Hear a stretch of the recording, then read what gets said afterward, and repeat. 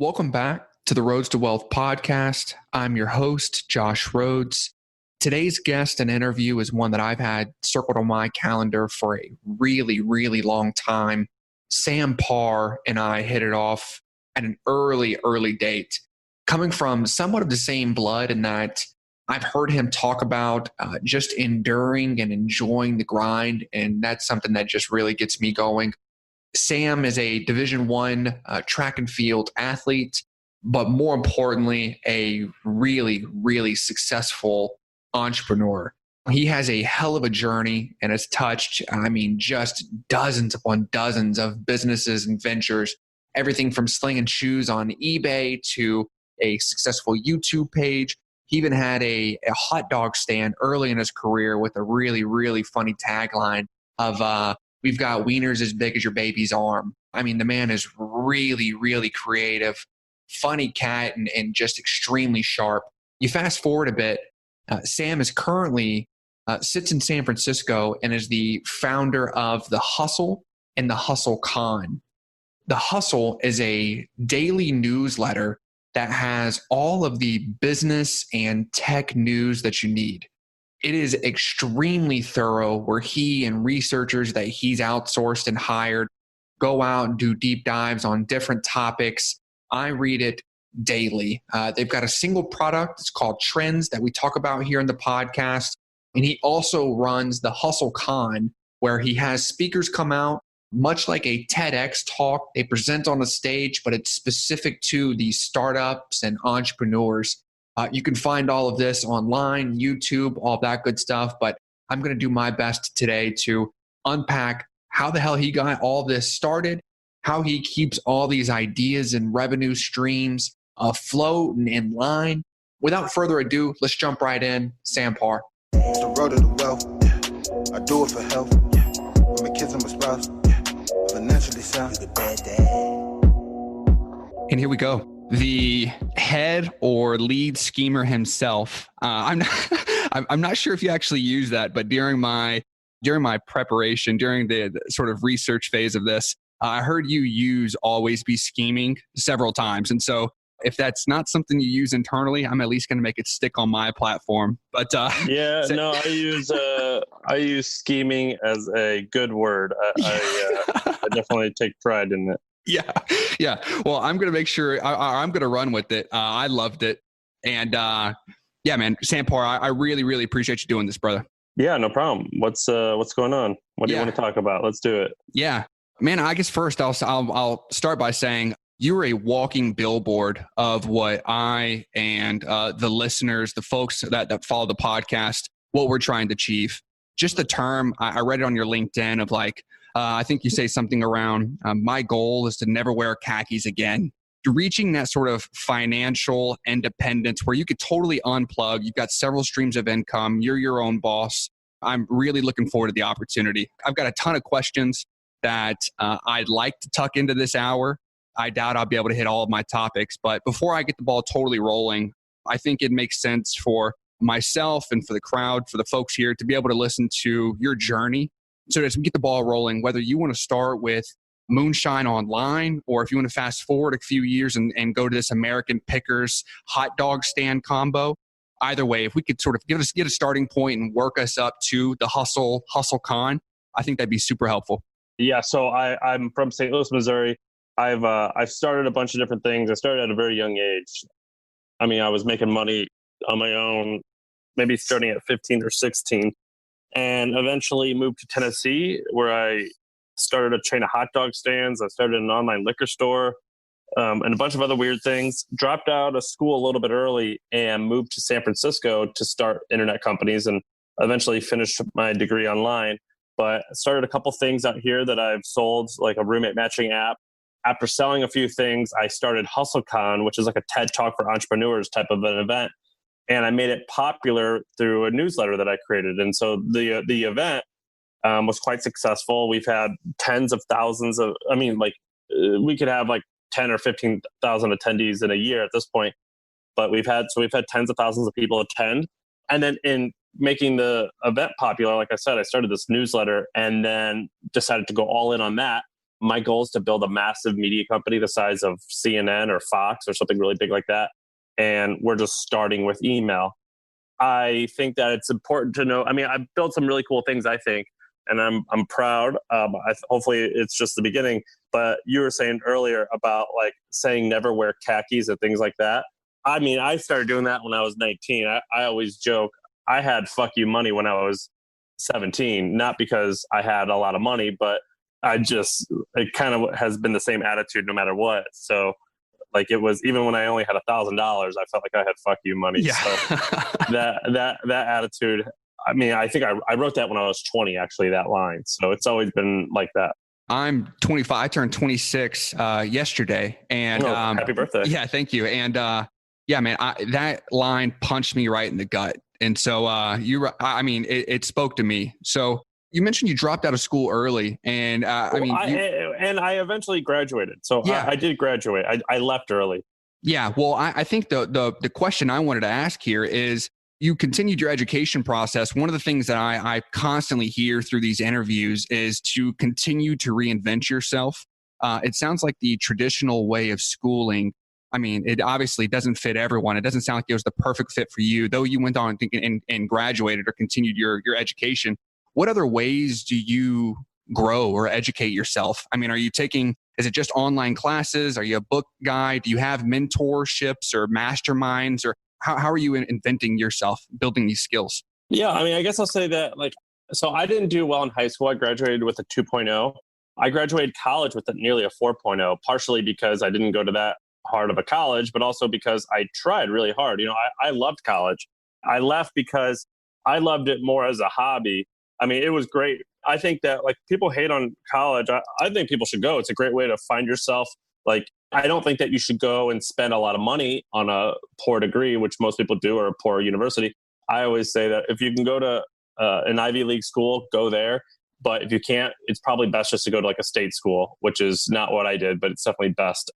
I think that from a young age, I used to read a lot, and I was always going to events, and used to do audiobooks before Audible was around. So I was always doing books on tape. When I moved out to San Francisco, I was really jealous of the people who went to Stanford and had all these amazing networks. And so I kind of wanted that. And so I eventually started this thing called the Anti-MBA, which was a book club that I started where we'd read a book a month, and I would host it in person and have either the author or an expert on that book's topic come and lecture, and we would ask them questions. And that's how I kind of built my name in San Francisco and built my network, was doing the Anti-MBA. And so I would read a lot. Now I don't read nearly as much, but I still read a ton. I buy courses. I attend conferences.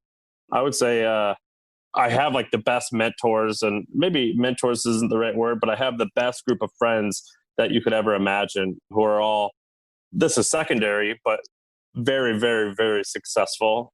And that has been a massive game changer in my life. Yeah, I'm sure. And I read about the Anti-MBA. It looks like that fizzled out. And I'm sure it's just due to bandwidth sometime last year, but you were using that as sort of a personal blog as well. And you're kind of... Yeah, no, I went hardcore for 2 years. Every week I would prepare every single week for 2 years. So it fizzled out as I got a little older. And I mean, it was just a hobby, and it's still a little bit of a hobby, but it was the greatest thing for meeting people. And it kind of my company now, we make tens of millions of dollars through email newsletters and blogs. And that's what I started back then. So it's kind of been the same thing I've just done over and over again. Yeah. And you mentioned the hustle came out of HustleCon, sort of, just an easy next step. It just kind of made sense to build awareness and the brand around that. It didn't seem like it made sense at the time, that's for sure. Yeah. Looking back on it, it makes a lot of sense. With the HustleCon, were you using the folks that worked with you at Anti-MBA to come in and speak? No one worked with me at the Anti-MBA. That was just a blog. It was just a blog and meetups that I would host. I mean, it made a little bit of money, but not really. But when I did HustleCon, wait, sorry, what were you saying? I'm sorry. Yeah, you mentioned that authors were coming in and speaking for you, right? And for those that don't know, the HustleCon is, it's basically like a TEDx for entrepreneurs, right? I mean, that's how it's a big thing. It makes millions of dollars. It's it's like a big an event. It's the real deal. And so Yeah, that first swing there, when you had just started HustleCon, getting speakers and starting an event like that can't be easy, right? And so were you paying the speakers that come in and spoke for you? Were those people that had spoken at anti-MBA? How did you land that first group of people? cold emailed them. I didn't know any of them. I don't think I knew one of them. I've had probably 300 or 400 or 500 people speak at my events over the past few years. There's only one person I've ever paid. So I've never paid for anyone but Casey Neistat. Besides that, no, I never paid for a single speaker, particularly then. I just cold emailed them like crazy. I think I launched like I had the idea.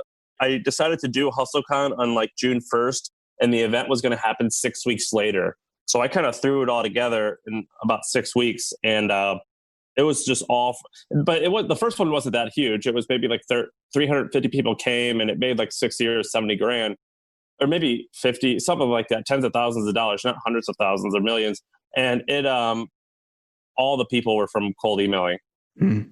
I just cold emailed like crazy. I just cold email a lot. I mean, most of my life has been built, or my career has been built on cold emailing. Yeah, man, I love that answer. And I was kind of hoping you'd give that, as I feel I echo this in every one of my episodes, but that's how I'm building this, right? And this is obviously no HustleCon, but I'm having the chance to talk with folks like you. And this is simply due to educated outreach, right? I'm not blasting thousands of people looking to bring them on the platform.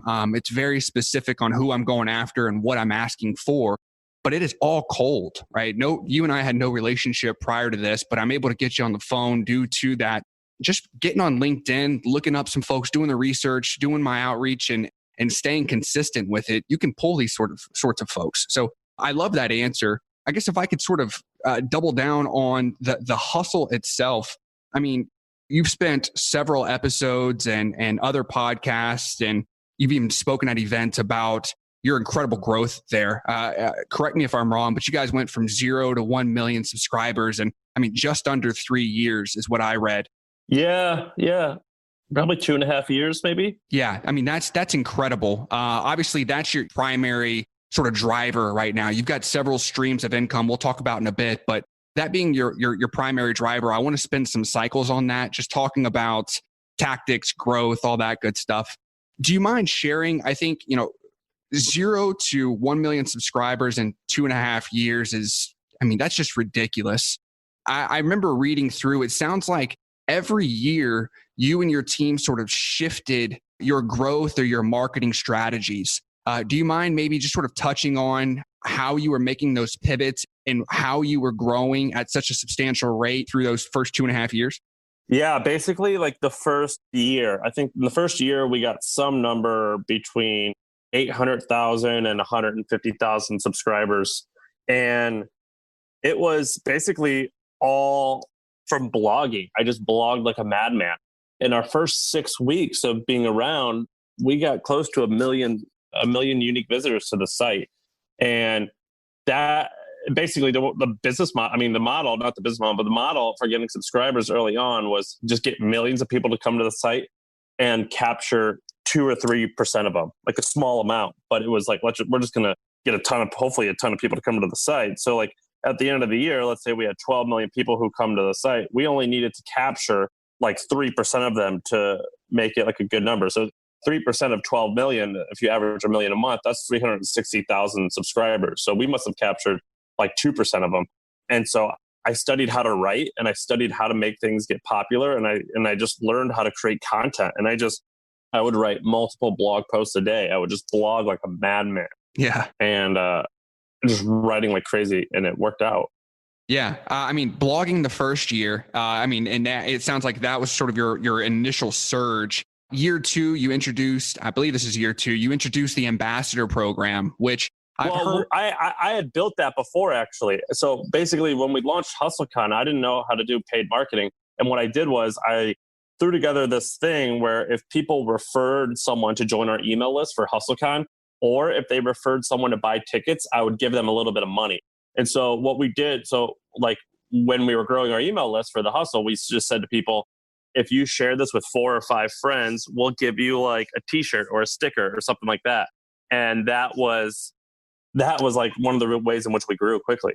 Yeah. And man, I've spent, it sounds ridiculous, but I've spent probably an hour-ish on your website, which is way too much time with how simple it is, right? And that's done with intention. Actually, you shared a post this morning about this exact topic. You shared Berkshire Hathaway's website, which, I mean, Yeah. it is the most simple thing you'll ever see. Your website, while not as, I mean, it's a little bit prettier, is written with the same intention, right? If we're going to capture your email and from there, everything's going to be in your inbox.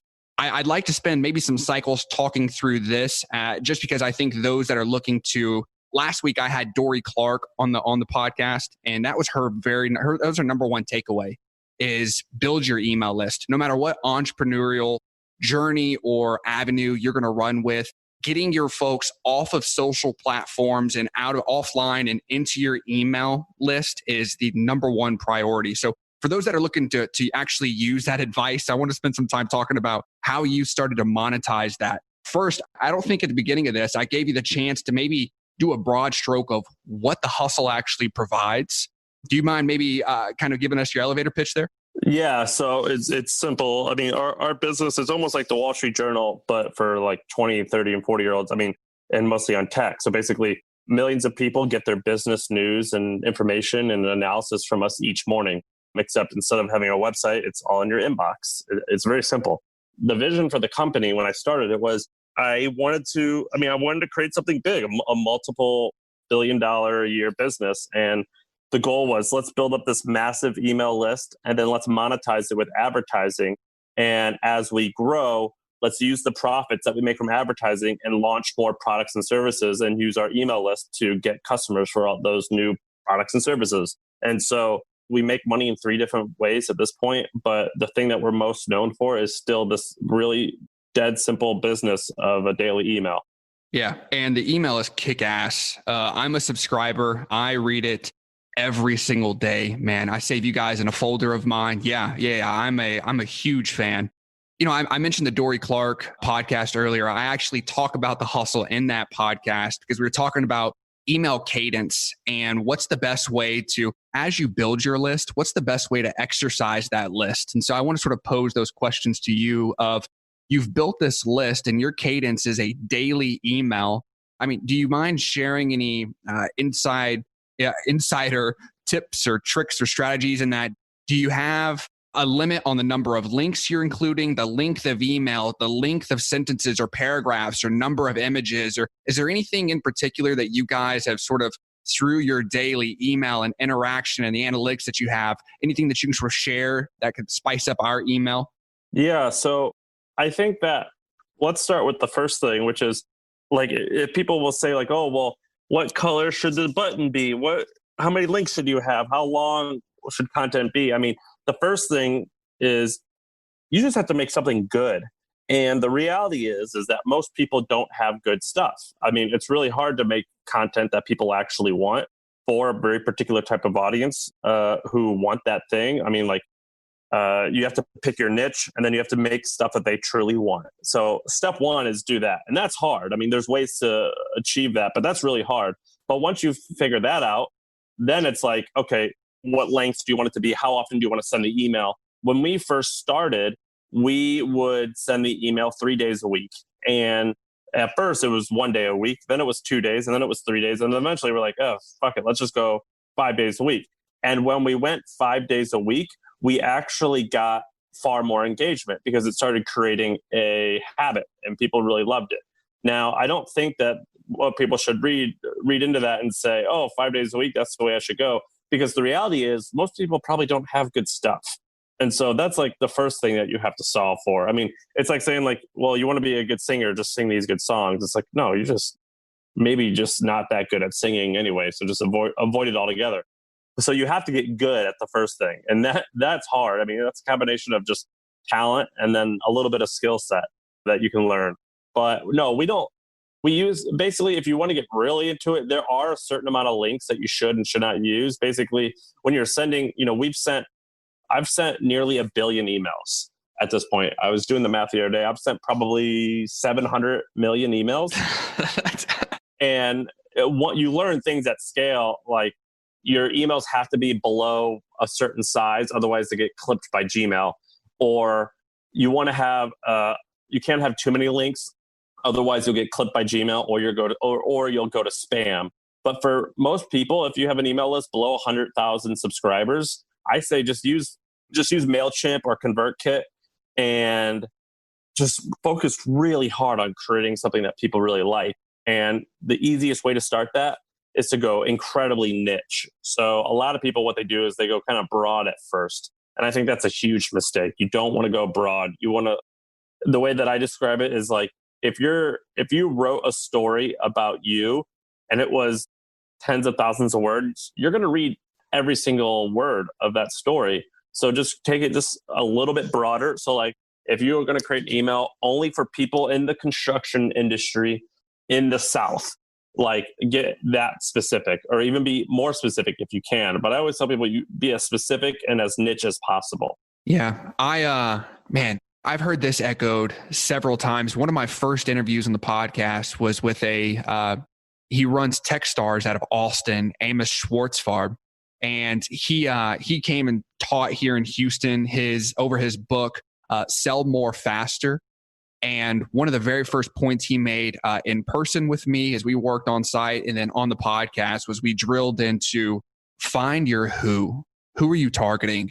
And we did it for my 9-to-5 sales role. And I sell a cybersecurity solution out to the West Coast. And I was answering the questions for my cybersecurity role. I've been there 4.5 years.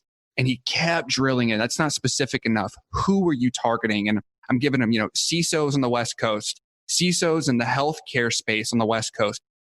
And it could not be more. That could not be specific enough for him. And you're echoing that there of the more targeted you can become and your content is focused to that and you know exactly who you're going after, you'll likely be more successful, right? Versus trying to go grab everybody and write for the masses.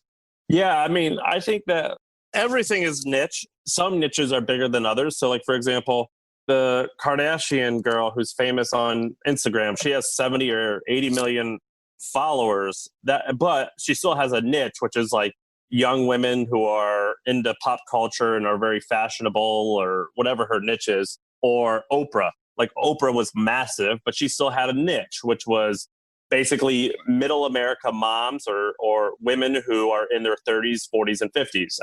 Like you still have to have like your niche when you start, or at least I guess you don't have to, but it's definitely a lot easier. It definitely kind of makes success a lot less of an accident and more purposeful. You start the hustle in 2014-ish. You mentioned that business was built on this email, which you guys sort of developed a cadence for. You landed on this once a day email. You fast forward a bit, your first actual product that you guys sell is Trends. I guess first, do you mind telling me a bit about Trends just so the listeners have that? And then I'm going to double down on how the hell did you make money before you had a product, right? You mentioned advertising there. I'd like to maybe spend some cycles on that. But before we get there, can you talk to us about Trends? Yeah, Trends is cool. Trends is trends.co. Basically, I'm a huge nerd and I research like crazy. And like I said, our vision was build up this massive email list and then make a lot of money off advertising and then use those advertising profits to create more stuff. And last year I was figuring out, all right, what's that more stuff? Eventually it's going to be a lot of different things, but like, what should we start with? And so I started doing a ton of research and I started talking to the people who I'm friends with and being like, all right, check this out. I did a breakdown of how this particular company works. What if we did that, but we did it in our industry? Or like, I don't an extreme example is like, all right, I just like did a ton of research on the top 10 best hotel chains. Here's how the companies work. And here's where opportunity is on how we can deploy that to our business model or something like that. And I started showing my friends and they're like, oh, this is awesome. Can you keep doing more of these reports? And then eventually I learned about this whole research industry. There's companies that make tens of billions or hundreds of billions of dollars collectively doing this. And I thought, well, maybe we should just make this the product. And I created a little landing page for it and I sent a little bit of traffic to it. And I ended up selling tens of thousands of dollars worth of subscriptions before it even was live. And that's kind of how we kind of came up with the idea. And so what Trends is we have this online community that's private and only for subscribers. And then we have research and information where we dive deep on different industries and different businesses and explain how they work. And we've also built some really nifty technology that crawls millions of pieces of data and finds different fast growing and up and coming trends. And we kind of reveal them and say what they mean and how you can capitalize on them. Mm. You're very entrepreneurial driven in that I find you've got ideas just pouring out of your ears and you don't have the bandwidth to act on all of them. I've heard you talk on your own podcast and some of your folks just in preparation, and you guys are constantly coming up with stuff and ideas and voids in the market and things to fill. I am not that. And so I think trends and the hustle, you're opening doors. I find that, I read through the hustle, I read through trends. And when I get to the end of it, whether I've found something in there that sparked my interest and I've just dove into the rabbit hole of that topic, or, I've completed the article and there's several things in there that have I've been able to relay over to my life or my 9 to 5 and this podcast and sort of what I have going on. Both of them unique and extremely valuable, man. I'm a huge fan of both sides. Oh, thank you. Yeah, I mean, that's the idea, which is maybe a small percentage of people are actually going to invest in these interesting things that we discover. But regardless, it's just really interesting. And so I don't plan on opening up a hotel anytime soon, but I angel invest in some companies. And if I see a company that has a similar economics as the MGM Grand, which is a really great hotel business, then maybe it will help me that knowledge. Or I kind of learn about how hotels and motels franchise. So in my head, I'm like, man, maybe I should franchise my event business. You think about it and it kind of can sit there and marinate. And then eventually when you have that opportunity, you could actually apply it. Yeah, 100%. I think the question I want to sort of, as we cap this part of this discussion, is pre-trends. And obviously, I mean, I'm sure you guys are still doing this now with the hustle, but pre-trends launch, how are you building wealth or making money at that point? Was it just advertising? Yeah. And Okay. That made 8 figures a year, 7 figures a month. And I think I heard in a podcast at one point or one of your interviews that you guys framed up the advertising or that affiliate program a little differently, which is not surprising. I mean, you guys are splashing the market all over the place and you're looking to be different. You're looking to scheme, right? But with your advertisers, did I hear that right? And that most people are charging per 1,000 subscribers. And I think you guys had a little different approach to that. Yeah. I mean, look, the way the business works is if you have 1,000 people who are subscribed to your email list, you can charge $10 to $50 per 1,000 people you send an email to. And when we started, that we just kind of went along with how the business worked. It's kind of weird though, because that business model was built before a lot of the tracking software that we use existed. And I just kind of went along with it because that's how everyone else did it. But once we started, I mean, we're still not huge, but once we started getting into the hundreds of thousands of dollars per month, we said, wait, why do we charge per 1,000 sends? Let's charge per 1,000 opens. And for some reason, the industry still doesn't do it this way, but that's how we do it. But at first, when we first started, I mean, I didn't know anyone in this industry. I didn't know one person. I learned how to do everything from research. And then eventually I would cold email people and ask them questions. But I just did what everyone else did just because that's what I thought you just had to do in order to make it work. Now that you're using your open rate, are you able to charge a premium for that? I mean, knowing that kind of, but the math works out to where our open rate is 50% or above. So it's actually easy. You just double the cost per sends. But what it means is that we only make money when people actually do whatever we're being paid to do. So for example, here's an example. One time we wrote a story about fuck Jerry. So in the email, we said the word fuck a lot. And so what that meant is that we actually got flagged by a lot of people's, we got flagged by their, by their spam or whatever. Yeah, their spam filters. And so that day our open rate was garbage, but the company still paid us all this money. And that's good for us, but they were pissed off. And we were like, well, yeah, that's right. That's not actually fair. And so what we do now is people will say, we'll pay per open and we'll give you this range. And some days it's way it's on the high end of that range and we make way more money than we thought. Other days it's a little bit lower. And so we have to make it up. We don't get paid. We have to do all of our incentives are aligned that way. Yeah. You can kind of feel me making this shift over towards the finance things. I know that you're not big on talking specifics. I won't go there, but no, I don't mind talking some specific stuff. So like, I don't mind talking about the past stuff. It's just when I first launched HustleCon, I revealed to people how much money it made, and it wasn't even. I mean, it's all relative about how much it is or how much if you think it's a lot or not. But it was something like $60,000, and I'm from like a poor part of Missouri. And I just I hated the attention. So, and to me, it was like, it kind of like ruined the message. And so I was just like, well, I'm just not going to talk too much about specifics. And because that just kind of ruins the messaging. And it can make things weird. So like whether you have money or whether you don't have money, if you start bringing that into the conversation, it can always sometimes it can ruin things, in my opinion. Yeah. Yeah. Well, my second big topic here, and I mentioned at the top of the call, is you're sort of a blueprint. I think I called you a billboard. You're sort of a blueprint of what I and what we are looking to create here. My second big topic here is your revenue streams. And through research, I found you've got the HustleCon. Oh, my personal stuff? Speaking, real estate, you're doing multifamily, Bitcoin, you're in beekeeping now. Well, I don't make money off that, but yeah. Yeah, you've got all these different pieces. Do you know how many streams of income you actually have? No, it's hard to track. I mean, I would say I make money last year or 2019. I probably had income from 10 different things. I have some real estate that I make money off of. I have my job, my W-2 income.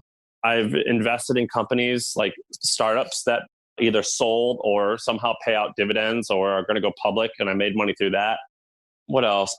When I was, I'm always creating like little things, and a lot of them aren't successful, but like I've created a guide on how to start a hot dog stand or how to find a roommate or all these other things. And those are really cheap, like $10, $20, $30. But if you have a bunch of them, it kind of can add up to thousands of dollars a month after you've made them 10 years ago. So I make money off those things. I've had, I just have like personal blogs that have affiliate links on them that will make tens of thousands of dollars a year, or maybe like 10 or 20 grand a year. What else? Through these, I mean, let's call it 12 different streams. Speaking, consulting, it might be 10, maybe. Sure. Yeah, maybe 10. Gambling, no. Yeah. Yeah, maybe 10. Are you taking on several avenues at once? Some of these build on of one another, right? Are you conquering and becoming more or less, quote unquote, an expert in one stream before spinning up your second stream? Or how does one go to 10? Yeah, I own another software company. I forget. It's hard for me. I don't really track a lot of them. So the question is, how do I go from one to the other? First I will say a lot of this stuff, it was just like hobbies. So it's like saying like, before you move on to playing soccer, do you become an expert in hockey? Or like, are you an expert in hockey before you go to soccer? It's like, I don't know. I just play sports. I just get into activities. I just am all like, you know what I mean? Like if you're into like basketball, it's like, well, I just started playing basketball and then I got into lifting weights to help me play basketball. Like, I don't know. It's a little bit organic. So like some of the things that I have made money from, it was just like spur of the moment. I got interested in it. I launched it. And just like over the years, it's slowly accumulated. I would say that I prefer focus. So I don't like having a lot of things going on. I've got friends that are really good at launching loads of different things. It's my strength is definitely not having a lot of different things going on at once. And so like I probably could crush it way harder than I do. I just don't want to. Like I find it hard to focus on a lot of different things at one time. Yeah. Man, I can't fathom. And I thought about this last night. I thought about it this morning on how I wanted to pose this question to you, but I cannot fathom. I can't comprehend how many business pitches that you and your team must hear in a given month or a year due to your public speaking, the presentations you're giving, and then obviously all the research and findings with the hustle and trend. I can't imagine the amount of opportunities that surface through all of this. Yeah, it's a lot. I mean, it's thousands a month. Yeah. So have you taken on, I think you mentioned angel investing earlier. Have you taken on any of the, have you invested in any of the businesses that you guys have found or opportunities that have surfaced? Have you actually transacted on some of those opportunities? Yeah, definitely. I mean, that's definitely the long-term plan. I've made six figures, like already paid out in cash through things that I've invested in, like companies that have sold or something like that. So yeah, I definitely have. Yeah, I mean, I haven't invested in that many. Above 5, under 15. I don't know the exact amount.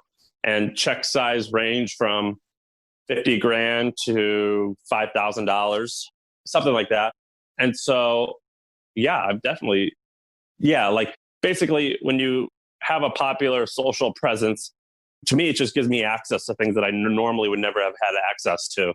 So yeah, I definitely exploit that for sure.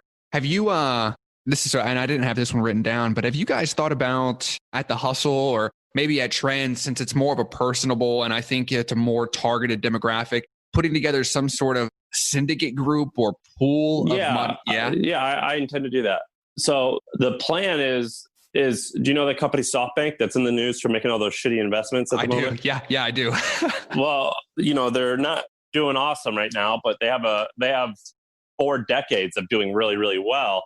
And the way they started was they had they were like this probably won't make sense to you, but they were the PC magazine of Japan. So PC magazine is personal computer magazine. It was just a publication on gadgets and computers and things like that. They started that in Japan, and he would then invest in interesting advertisers that he had and interesting companies, because you can kind of, when you're a publisher like I am, you can kind of see what's popular based off of what people are clicking on and all things and things like that. And so what he would do is he would invest in companies that he found. One of them he found was Yahoo, and that's how they invested a lot of money, $20 million. And that was their first big win. And that is kind of what SoftBank is now, which is a conglomerate that invests in various businesses. Well, when I started my company, my goal was just to copy that playbook. And so that's what I'm trying to do. Check that out. I didn't know that, but I just based off of what you guys are doing and the information you're pumping out, and I mentioned I'm just as deep as I could be in the information you guys send out. It would only make sense to at some point open the floor and sort of have a phase 3 to this and pull up some capital for some of these ventures. Yeah, that might happen sooner rather than later, but it's definitely part of the plan. Sure. Man, if I could maybe stay on the same vein of your different streams of income and moving pieces, I've had several financial planners, certified financial planners on the podcast. Do you use any wealth experts, certified financial? Yeah, this is all yourself. Yeah. Well, I don't know. I don't know if I'm an expert or not. I definitely know how to make money. I don't know. That definitely doesn't make me an expert on planning. I for sure am good at making at least a small amount of money. I'm definitely good at that. Yeah. I don't know. I'm not an expert at, I don't know, maybe I am. I don't know how I compare. That's why I'm saying that. But I do everything myself. And I think that's the right move. Yeah. Do you, of the 9-10 streams that we've discussed that are flowing your way, streams of income, what's your riskiest? I don't think any of them are risky. I think none of them. Maybe some real estate stuff. I mean, if you think real estate is risky, then maybe that. I mean, a lot of my income comes from my main job. So if you think starting a company that's an email newsletter is risky, then I would say that's the riskiest. Yeah, the hustle, definitely the most lucrative, right, of the avenues today. I mean, obviously, because it takes your most time. I mean, lucrative in terms of net worth. Yeah, it's very lucrative. Lucrative in terms of cash flow. No, I don't pay myself that much money. I mean, I pay myself a little bit of money, but I'm not the highest paid person at my company. Like I made more money just off investments than I did cash flow from my business last year in 2019. Partially that's because the stock market just crushed it and any idiot could have made a lot of money. And so that's kind of, I fall in that category where, but investing is very lucrative, but like, I don't think anything's risky. Like I think I'm partially have a high risk tolerance because I've been poor before and I've made money before and I don't mind losing it again. But at the same time, I don't think that the way that I view money is weird, but maybe some other people think of it as weird. But I just like, to me, starting a company or investing in something, I just don't think it's very risky. Yeah. Most of the time. I mean, I just don't find it to be risky at all. I believe that it's actually risky to not take advantage of some of these opportunities. I think it's risky to only have one stream of income. So I don't find it risky at all. That is almost verbatim what Dory last week said of it's almost more risky to not have multiple streams. You're almost doing yourself a disservice. Well, I don't think almost. I mean, I think for sure. I mean, like, here's what I don't understand is I tried buying this property recently and the bank was hassling me where they wanted to see my, they basically wouldn't approve me for this mortgage, this particular broker, because they said that I was a high risk applicant because I owned more than X percent of certain businesses, which means like you make your income on your own. I was like, do you say the same for anyone who is employed anywhere? Because they can just get fired or their business can go, the business that they work for can go out of business. The difference is that I own these things. And so I'm the one who's responsible. Whereas their companies, they can just get fired. So like, they're like, well, no, that's not as risky. I'm like, how on earth is that fair? So like, if one of my employees all can get mortgages, but I can just go and fire them today, and I'm in California, I don't need a reason. I can just fire them just because I'm in a bad mood. And so most people I don't think agree with me, but that's personally how I feel about it. Is I don't understand why it's riskier. I think it's probably more risky to not do it that way. Yeah, especially, I mean, coming from your side of that's my neck on the line. I'm putting food on the table for my side. Why would I be considered more of a risk when I'm giving my all for this, right? If this failed, then I'm failing, right? This is your food on the table here. So yeah, that's an interesting. I've never heard of that, and that's an interesting sort of brain train. Yeah, if you're an entrepreneur, like I can get mortgages for buying income producing property really easily. But getting a mortgage for a home that you want to live in is really hard if you're an entrepreneur.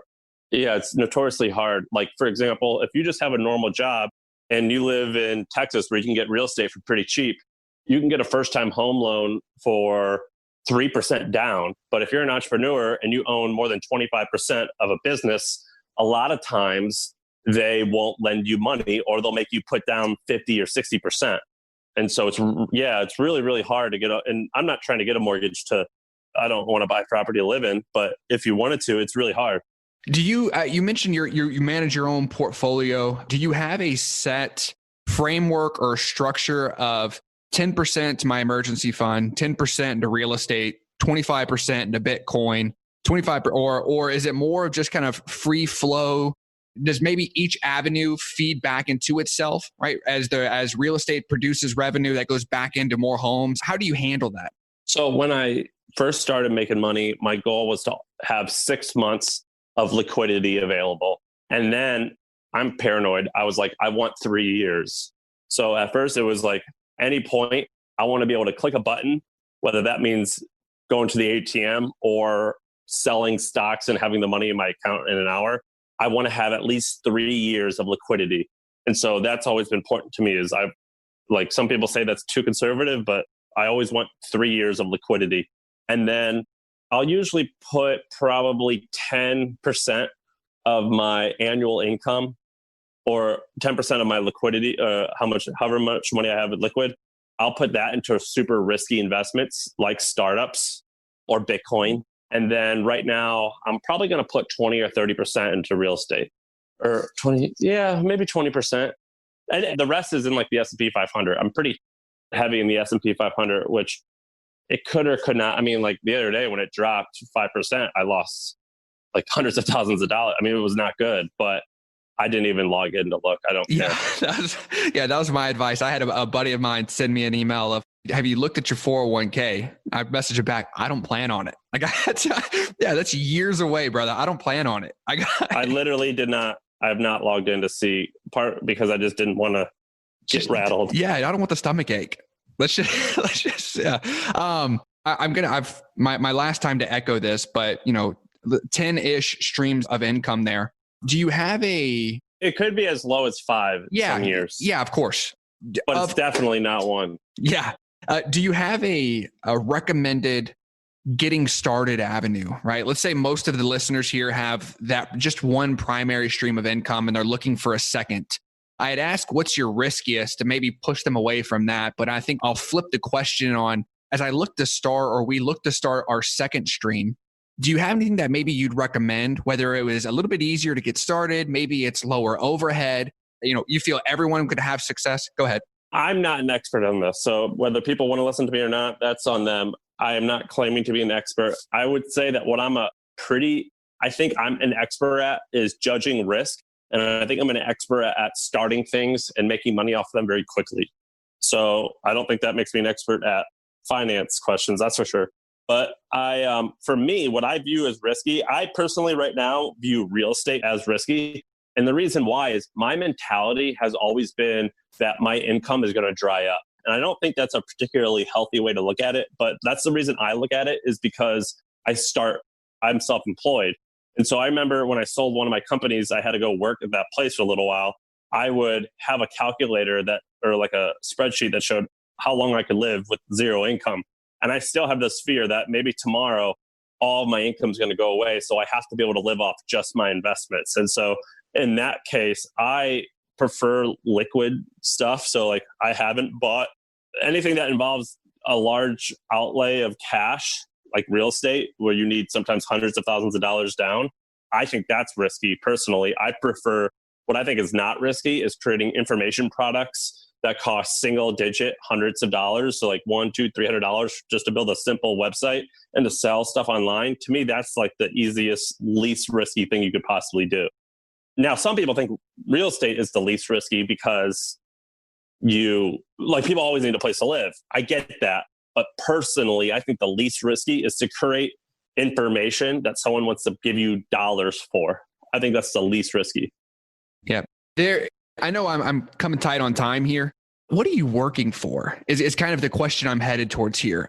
You've got 8, 9 streams, you're running a podcast, your brain is going nonstop. You've got 3 years of an emergency fund saved. I think if you unplugged today and you decided to take a back seat at the hustle and you had all these other streams of income flowing in, you'd be fine, right? So do you have a end goal, whether it's a monetary, right, or a number in mind, or a number of businesses, or what are you grinding for?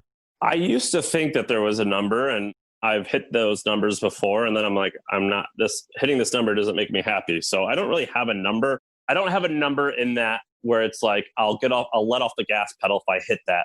I do have numbers kind of like if you lift weights, they're like where you're like, all right, this season I want to be able to bench 300 pounds. And you hit that, and then you probably chill for a week, and you're like, see if next year I can get to 350. And you're not really truly a different person. You just have different goals. And so I don't grind because I have to. I grind because partially it's an obsession and it's pretty unhealthy. It's kind of like, why does a dog chase a rabbit? It's just like this OCD compulsive disorder where it's kind of hard not to. And it's actually quite painful because you're like, I don't want to have to do that, but I can't not do it. And it's really hard and it causes a whole lot of pain in my life. But then the other part of it is I think it's fun and it's exciting to me. I learned at a young age that I'm not chasing money. I'm chasing what I learned at a young age, which was the world is very malleable. Like I can shape the world and bend it around what I want it to be. And one of the best ways for me to do that is through capitalism and business building. And I just think that's cool. So like what I think is neat is like John Rockefeller got really rich. And once he wanted to get rich just because he wanted to let every American, he wanted them to have easy and cheap access to kerosene so they could have candles in their home and have light. And then once he got rich, he said to himself, I don't like how people are getting sick. And so he invented the world's first university hospital, which was basically a research hospital, which is kind of like how hospitals are. It is how hospitals are now, but he kind of invented that. That's now called the University of Chicago. And his contributions helped get rid of a lot of different diseases. Or his wife was like, Black women are not going to college, and that's not great. And the reason they aren't is for various reasons rooted in racism and sexism. Let's make sure they go to school. So she created Spelman College and allowed Black women in the 1800s to go to university. And those are two examples of how they just kind of willed different things into existence and shaped the world to their opinions and to their dreams. I mean, and to me, that is incredibly fascinating, that process. So whether you're creating a song and you can turn it, like the fact that someone can just start humming something in their head, and then over time that can turn into them performing in front of hundreds of thousands of people. Like to me, that creation process of taking ideas and making them movements or making things that are quite large. To me, that's incredibly fascinating and very, very addicting. And that's what I kind of grind for each day, which is like, I have this idea. How do I take risk and gather people around this idea and get them all to believe and buy into it and to get them to shape their worlds around it? And then for them to convince other people to do it.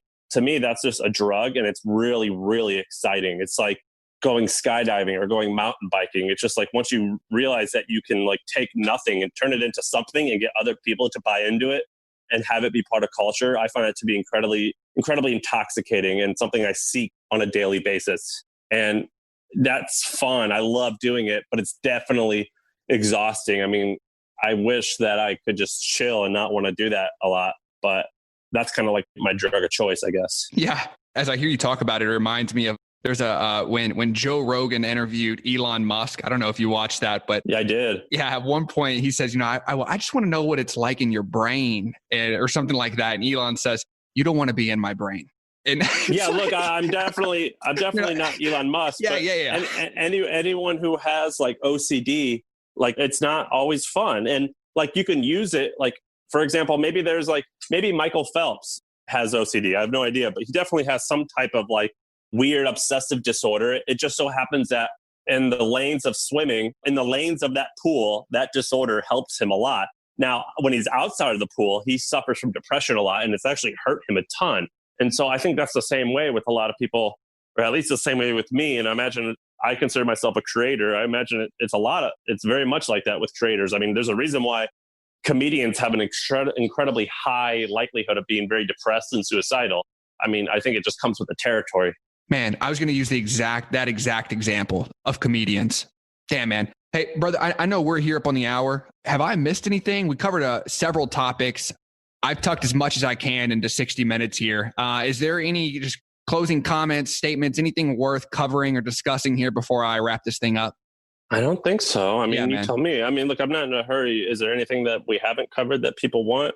But I came in with an hour tight full of stuff here. I'd be honored at some point to circle back and have you on again. But man, as far as what I wanted to jog through today, I've checked my boxes. As far as where the folks can come, I guess, find you, talk to you, grab your content, what's the best way to get a hold of you, man? Yeah. So if you Google The Hustle, you can go to thehustle.co and sign up for The Hustle. That's our daily email. If you want, go to Trends. Trends is freaking awesome. I love it. It's a product that I made for me, and we've hired people to work on it, and I love using it. And so sign up to that. You can sign up for $1. And if you don't like it, just hit cancel and you're only charged $1. But if you do like it, it then costs $300 a year. And then if you want to contact me, don't email me. I won't reply most likely because my email inbox is a mess. But if you message me on Twitter or DM me or whatever it's called, like at me on Twitter, the Sam Parr, I'm very responsive there at the moment. Yeah, very active on the social media platforms. Everything that we've discussed, topics, articles, links, it's all going to be linked in the show notes, including to The Hustle and Trends, which I'll continue to support and back and echo and probably mention in future episodes. Man, I really appreciate you doing this, Sam. I know we had a really brief prep call, and I mentioned then, man, I'm a huge fan of yours, and I consume almost everything you produce, man. So I appreciate your time today. For the folks that have tuned in to the podcast, can't thank you enough for your ears. As always, reach out with any comments, feedback, concerns, questions that may have surfaced through today's interview. If there's something I can maybe capture in a future interview, feel free to reach out. That's info@roadstowealth.com. And if nothing else, appreciate all your ears and stay on that grind.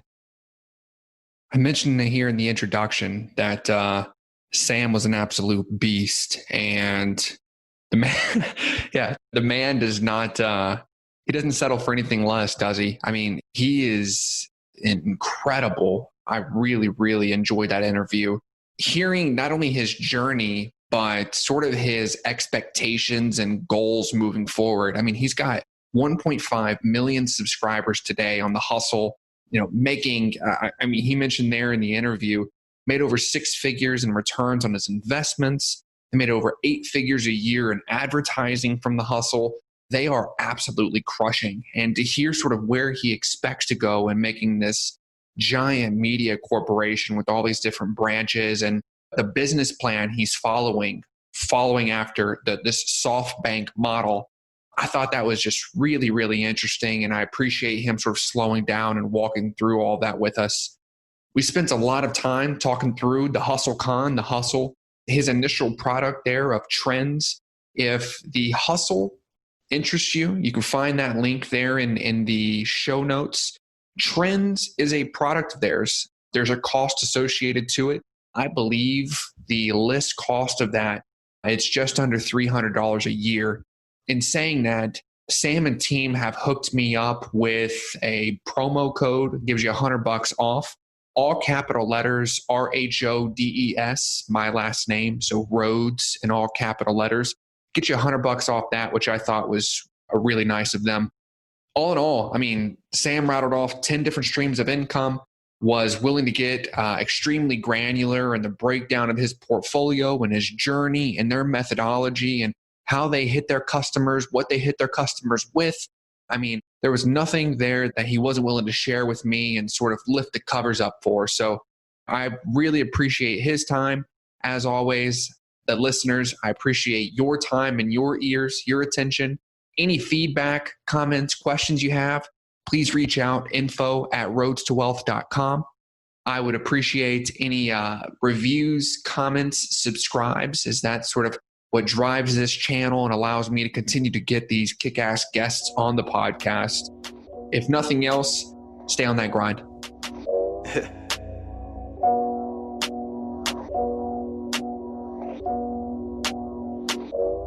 So smooth, you know what I'm saying?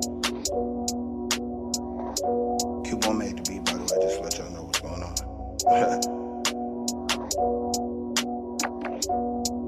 Tell them, it's the road to the wealth, yeah. I do it for health, yeah. It's the road to the wealth, yeah. With my kids and my spouse, yeah. It's the road to the wealth. I do it for health, yeah. With my kids and my spouse, yeah. I'm financially sound, it's the road to the wealth, yeah. I do it for health, yeah. With my kids and my spouse, yeah. I'm financially sound. If life about purpose, it give you something to seek in. I've been setting cash goals, financially speaking. I've been finding blessings through all of these demons. I pray to God, I give you something to reach with. Say I give you something to leave with. This life about goals and achievements. Your eyes on the prize, they hit out your mind and pray to whatever beliefs in. Teach on the way, know that the beach on the way gotta shine hard. And the teacher's water, know that little seed, they gon' grow tomorrow. So every day gotta come with us. So they give you something to stand on. Make the false off when you land raw. Make you put some new friends on. It's the road to the wealth. I do it for health, yeah. With my kids and my spouse, yeah. I'm financially sound. It's the road to the wealth, yeah. I do it for health, yeah. With my kids and my spouse, yeah. I'm financially sound.